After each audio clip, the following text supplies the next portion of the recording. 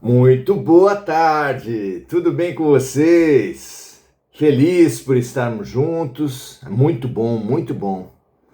Muito bom estarmos consolidando nossos aprendizados, nossas trocas, nossa fraternidade. São todas e todos muito bem-vindos nesse nosso oração-ação. É uma proposta de aprendizado, de prestação de serviços, de prática do bem. É imperdível, é essencial para esse nosso momento. Esteja sempre conosco. Muito legal ter você aqui. Hoje vamos continuar nossos estudos sobre mediunidade com Emmanuel e Chico Xavier, o maior médium depois de Cristo que já esteve aqui na Terra. Pelo menos na psicografia, ele sem dúvida foi inigualável. Esse é mais um dos mais de 400, mais de 500 livros publicados. Chico Xavier e Emmanuel, seu guia espiritual. As perguntas foram feitas pela mediunidade de Chico a Emmanuel, por amigos, por estudiosos, companheiros de Chico Xavier. São 411 perguntas, abrangendo os 3 campos do conhecimento, já tendo nós examinado, conversado, refletido sobre as perguntas do campo da ciência, do campo da filosofia e agora estamos no campo da religião. E dentro da religião, estudando o fenômeno mediúnico. São tremendos os poderes que nós temos. Disse Paulo Freire que se o elefante soubesse a força que tem, jamais se deixaria prender por uma corrente pequena amarrada em uma de suas patas. Nós somos o elefante, também não sabemos o poder que temos e também nos deixamos aprisionar por algemas, correntes, grades frágeis, muito frágeis. Mas como nós lhes conferimos poder, elas se tornam intransponíveis, invencíveis. Compreendamos o nosso poder, a razão de ser das coisas que estão à nossa volta dentro do projeto de Deus e, sem dúvida, nada poderá nos ameaçar, nada nos poderá amedrontar, nada nos poderá vencer, não no sentido de duelos individuais, de guerras particulares, mas nada nos poderá paralisar na maravilhosa, fundamental tarefa da evolução, da expansão e libertação dos egoísmos pela compaixão para o amor. Muito bom estar com você aqui. Hoje vamos, continuando nossos estudos, a pergunta 388, em que se questiona Emmanuel nos seguintes termos: nos trabalhos mediúnicos, temos de considerar igualmente os imperativos da especialização? Será cabível que os médiuns busquem, entre as sensibilidades espirituais, aquelas nas quais ele se mostra mais apto, mais proficiente, mais eficaz? O que vocês acham? Vejamos a resposta de Emmanuel.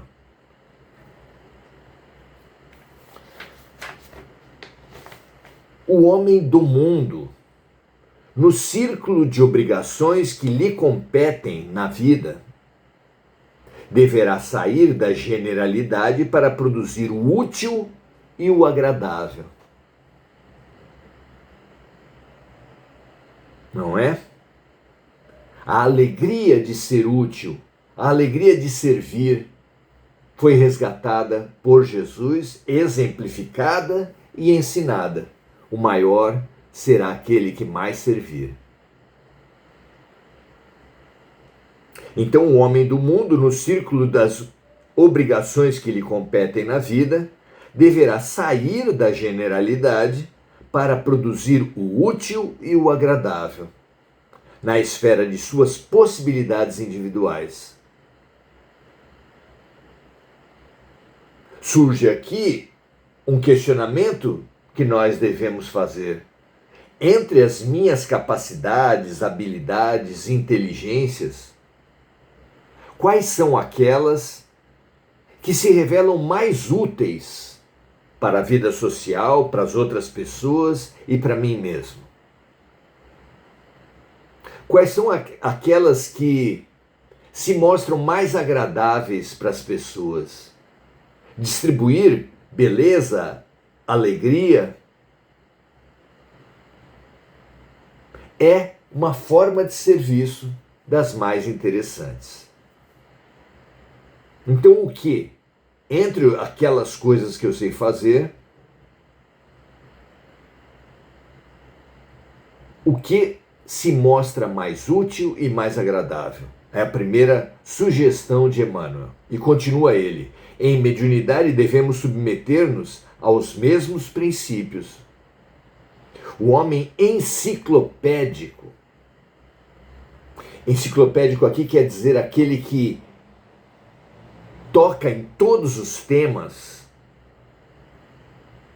que sabe todas as áreas, que no aspecto da mediunidade domina todas as sensibilidades mediúnicas, ainda não apareceu. Se não em germe, ou seja, em potencial nós somos deuses, em potencial nós faremos tudo o que Jesus fez e mais. Mas em realidade, em capacidade efetivada, na Terra, são muitíssimo raros. Os amigos de Chico Xavier contam que, além da mediunidade da psicografia, na qual ele ficou mais conhecido, ele também tinha psicofonia, que é a transmissão da mensagem dos espíritos pela voz. Ele também era médium de efeitos físicos. Durante 2 anos, frequentou regularmente uma reunião onde, através dos seus dons, havia manifestações palpáveis, concretas, de espíritos. Chico Xavier era conhecido por exalar um perfume muito apreciado por aqueles que o rodeavam. Também tinha a capacidade da vidência e da clareaudiência, entre outras. Atuava também na cura. Por largo tempo, receitou fórmulas mais suaves da homeopatia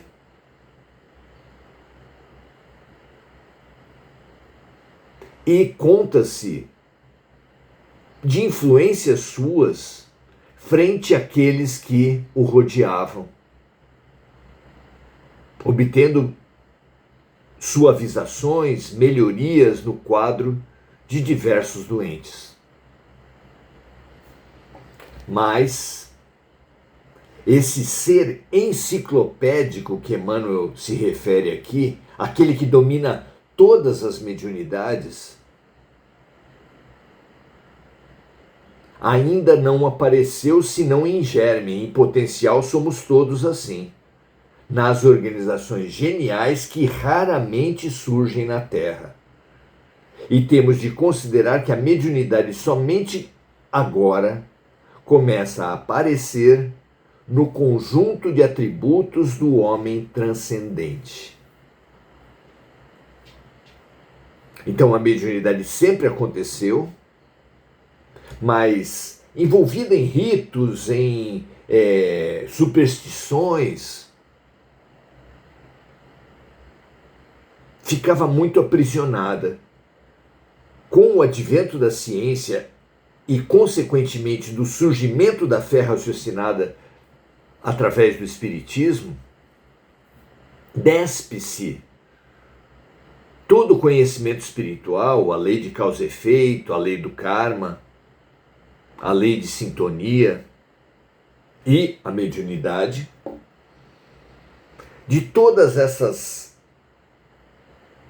vestimentas culturais para despida simples e pura, a mediunidade possa simplesmente ser agradável e útil. Como disse aqui Emmanuel. Então, essa mediunidade despida, despretensiosa, desligada de vantagens financeiras, políticas, como ao longo da história sempre aconteceu, ela é muito recente. Chico Xavier é o grande exemplo, mas junto com ele, diversas organizações, diversas criaturas serviram com a mediunidade dessa forma. E termina Emmanuel dizendo o seguinte: a especialização na tarefa mediúnica é mais do que necessária, e somente de sua compreensão poderá nascer a harmonia na grande obra de vulgarização da verdade a realizar.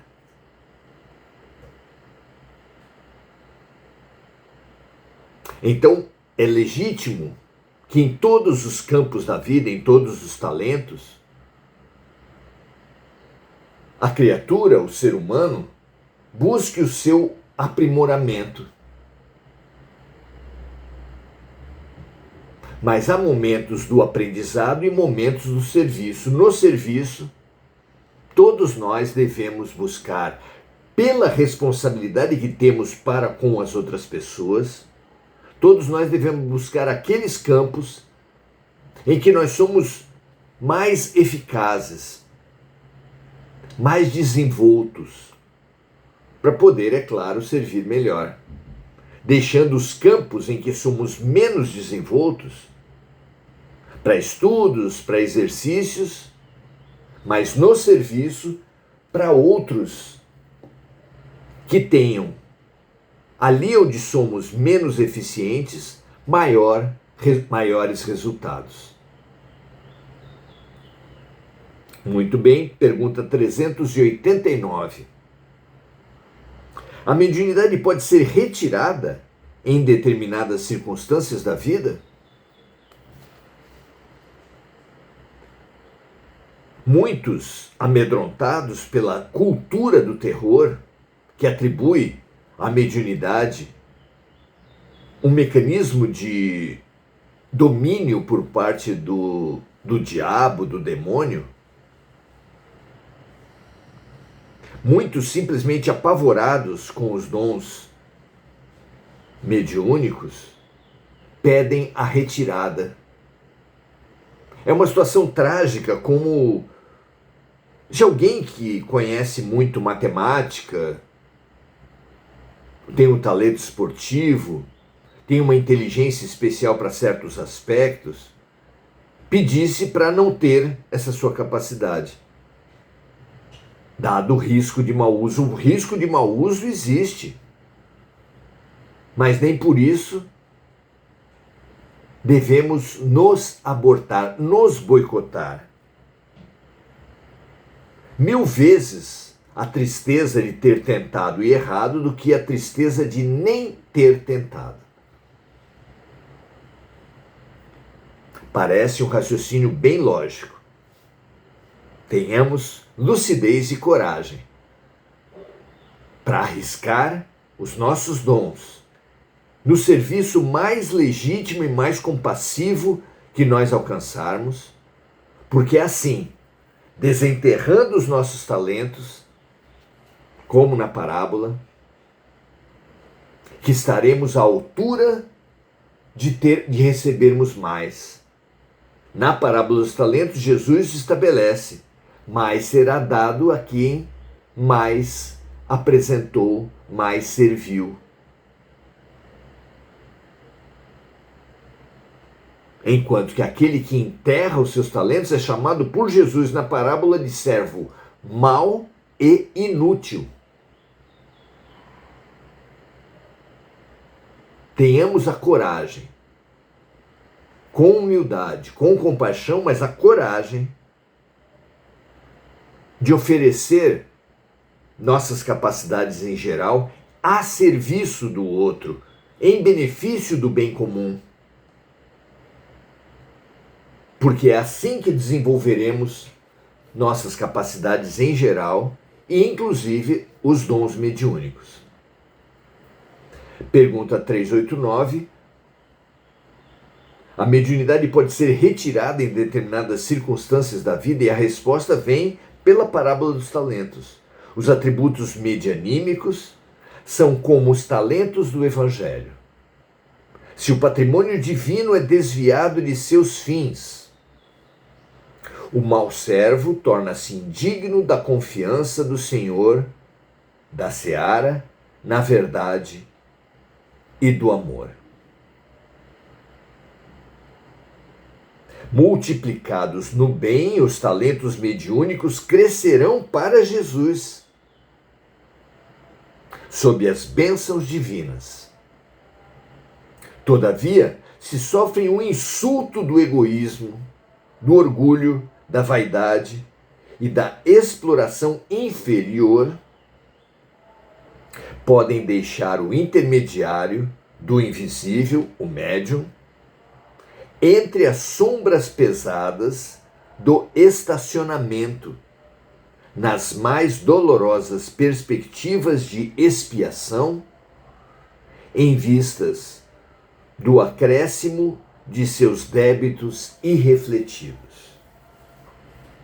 Jesus foi claro ao explicar que mais será cobrado daquele que mais recebeu.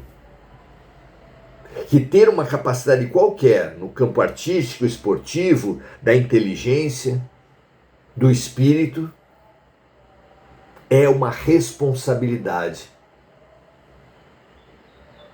Não utilizar esses talentos é ser um servo mau e inútil. Vejam a riqueza. A riqueza é só mais um dos talentos. A beleza, a inteligência. Se uma pessoa detém riquezas enormes e as utiliza mal, apenas em benefício de si, ou pior ainda, na avareza total, apenas guardando,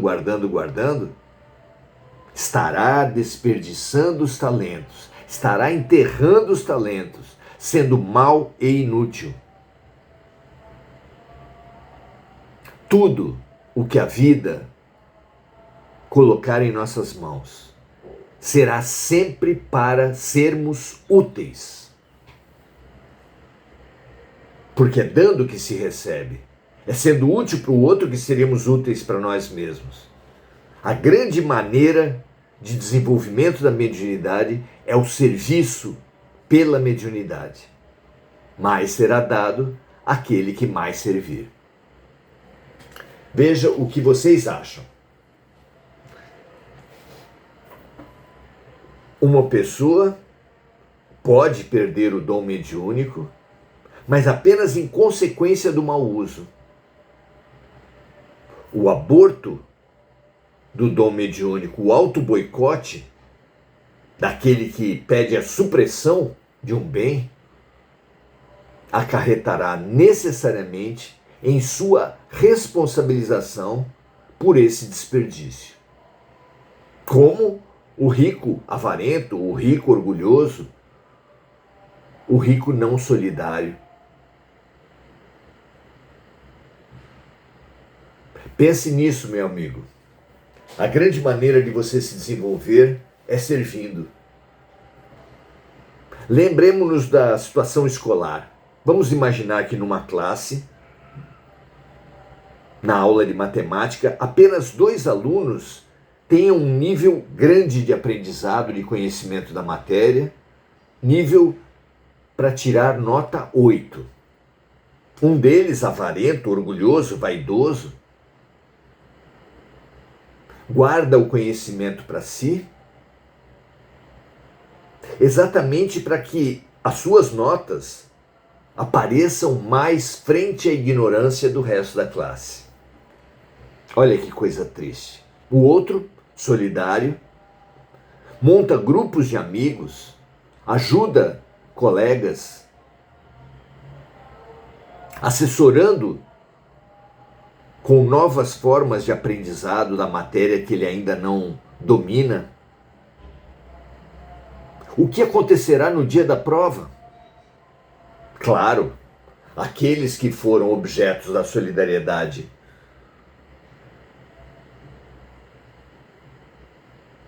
do colega conhecedor de matemática nível 8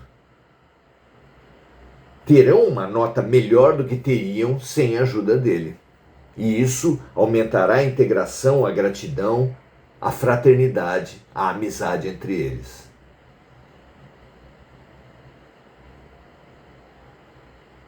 Aqueles que não receberam o aprendizado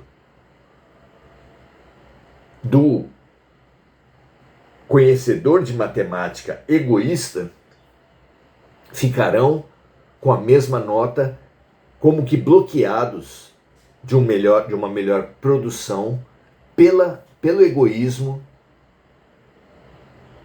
do colega. Mas o avarento, o egoísta, no dia da prova, alcançará sua nota 8. E o solidário, aquele que colocou-se a ensinar os amigos, os colegas, esse tirará 9. Porque ensinando aprendemos mais, porque é dando que se recebe, disse Francisco de Assis, num aprendizado muito concreto e muito prático. Aquele que ensina, aprende também. E o avarento se verá ultrapassado pelo solidário. A grande maneira de desenvolvermos todos os nossos dons é servirmos com eles, e na mediunidade, especialmente a mediunidade banhada de evangelho, de fraternidade, de compaixão, de amor, é a grande ferramenta de expansão dos dons espirituais. Que assim seja para todos nós. Aprendamos esse caminho fundamental e descubramos na prática a alegria de sermos úteis. Que aquele que acende uma vela é sempre o primeiro a se iluminar. Que um pincel, antes de pintar a parede, primeiro pinta a si mesmo. Que assim seja com todos nós. Redescubramos com Jesus a alegria de sermos úteis. E entenderemos por que, no último momento com os discípulos, a Santa Ceia, a última ceia,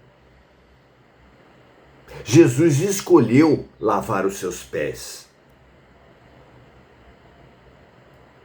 para deixar marcado na alma dos amigos o quê? Aquilo que ele já tinha exemplificado por 3 anos, aquilo que ele já tinha praticado e ensinado aos amigos, ele quis deixar como sua marca, seu legado, sua herança para os discípulos e para todos nós, em consequência. Nós conhecemos que os mais importantes da terra são medidos pela quantidade de serviçais que os atendem. Mas não será assim entre nós. Entre nós, o maior será aquele que mais servir. Aprendamos, descubramos a nós mesmos em serviço, em compaixão, porque isso nos expandirá maravilhosamente. Assim seja com todos nós. Preenchamo-nos e transbordemos com essa luz que nos vem agora, espalhando, imaginando a terra toda, atualmente tão escura, sendo vencida, sendo dissolvida nas nuvens pela beleza da luz de Deus. Enir Cajazeira, Marco Aurélio Trindade, Sandra Regina, Adelaide Dias, todos saudando-nos e saudando-se uns aos outros.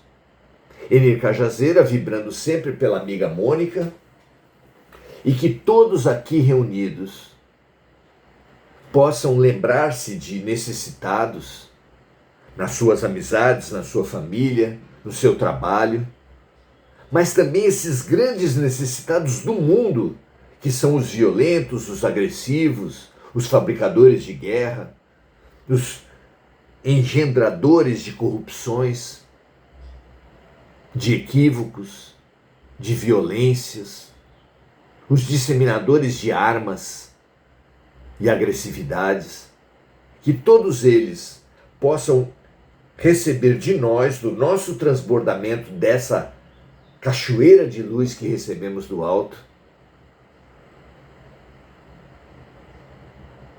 um transbordamento de beleza, de limpeza, de compaixão e de fraternidade para o mundo todo. Graças a Deus, muito obrigado pela presença de todos. Compartilhem se vocês entenderem que faz sentido. E amanhã estaremos dando continuidade a nossos estudos sobre mediunidade. Paz e bem a todos, um grande abraço, até a próxima.